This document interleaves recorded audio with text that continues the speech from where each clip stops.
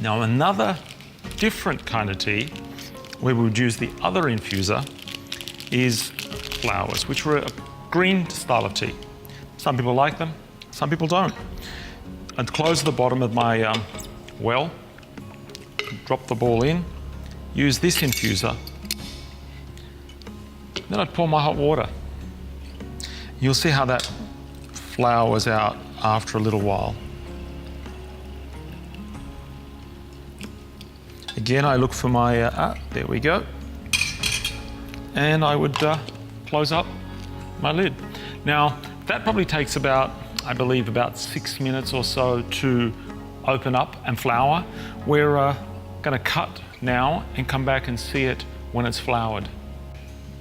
So, the flower, it's bloomed and it's quite beautiful. Now, I don't know how well you can see that. We'll get the guys to do a close-up on it, but it's quite a beautiful thing as it expands out and grows. What's also amazing is you could fill that up 6, 7, 8 times and you would still get a really distinct flavor about it.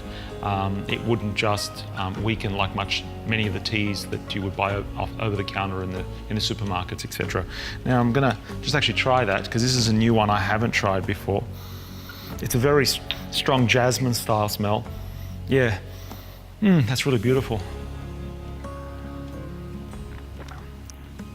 You know, it doesn't have the bitterness I expected it to have. That's quite beautiful.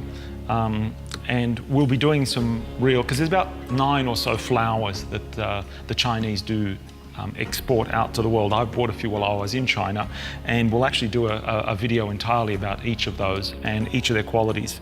But that's really beautiful.